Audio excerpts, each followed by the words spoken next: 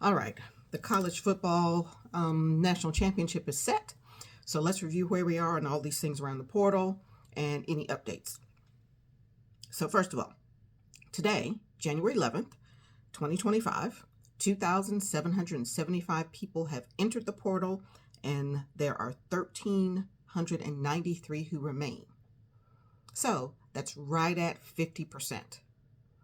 So that feels good based on where we were, but understand that still means that half of the guys that have entered the portal are available and are likely sitting on mama's couch.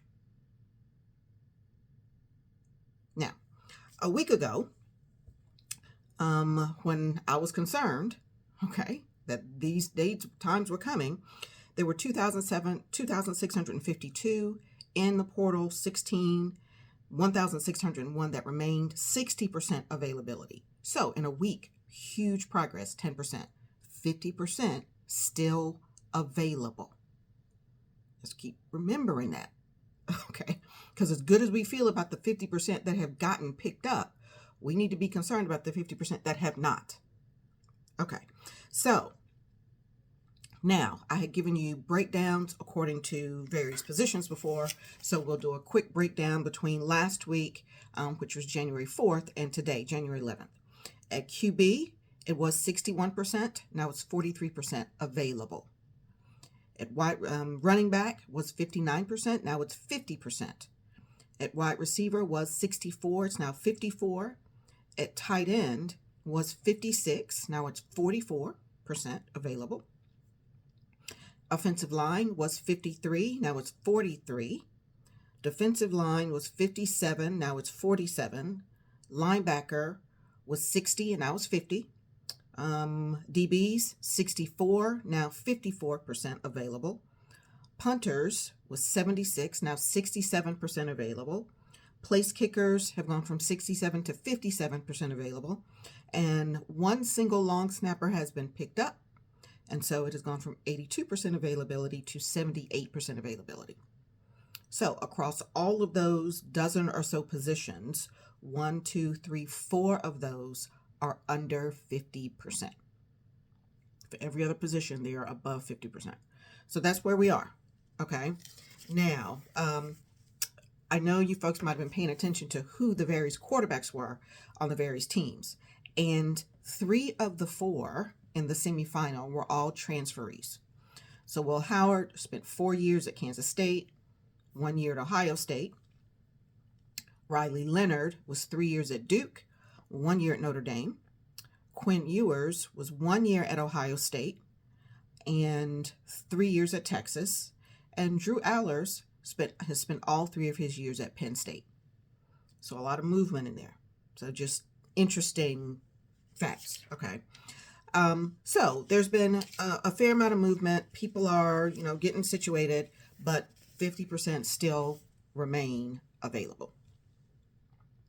All right, so let's turn the corner because we have to continue to say we want to make sure that the athlete maximizes his or her opportunity at the collegiate level.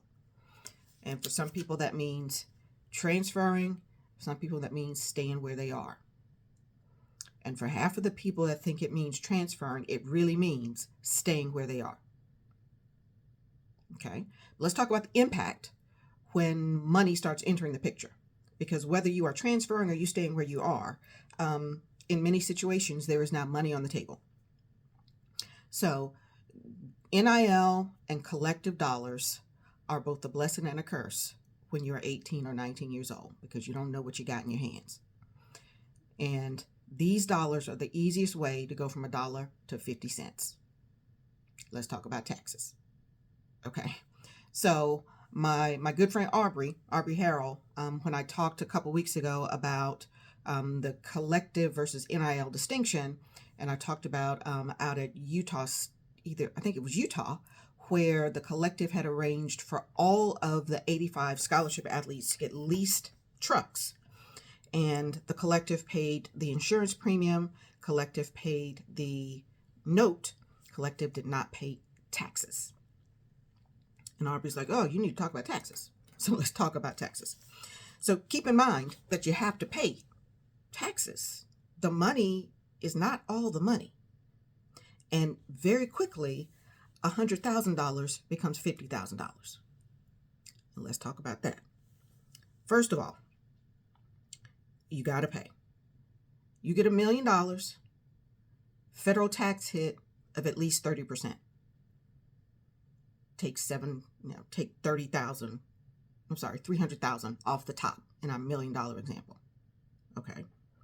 You also have to pay self-employment tax, roughly 10%. Take another $100,000 off the top. And then in most places you have state taxes. Not all states, but most states. Say that's 8%. So we're going to take another $80,000 off the top. Okay. So just in taxes, you've paid state tax, you've paid self-employment tax, and you've paid state tax. So that is roughly 48% just in pure taxes. That comes off the top. So you get a big check for $1 million, and you think you got $1 million to spend, and really you got 500,000, but you think you have $1 million. That's a problem. So obviously, there needs to be some tax planning discussion with these guys as they're getting these lump sums of money. Now, the other thing that's a kicker is phantom income. So most people, like you and me, don't have phantom income. Most people don't understand what I just said about taxes, because if you're a W-2 employee, you don't understand what it is to be a 1099 and get 100% of your money in your hand, and you have to be responsible for paying taxes. Okay. But phantom income is even worse, because on phantom income, you have to pay taxes on things that have value, but for which you've received no money. So, for example, somebody gives you a car as your NIL compensation. That car has a fair market value, and you will owe taxes on that car, even though you've received no money for it. You have no money in your hand, right? You got a car. You didn't get money. So there is a tax implication associated with you receiving a tangible gift at fair market value.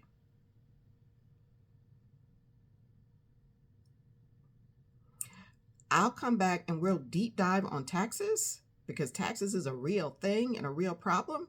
And if we want these guys to maximize their opportunity, they have to understand that $1 million in their hand is not $1 million in their hand. $100,000 in their hands is not $100,000 in their hands. It's $50,000 in their hands. So more on that later, because I think we need a deep dive to explore that a little bit. But I'll stop for now. Let me know what you think about, where we are with the numbers and where we are with these taxes.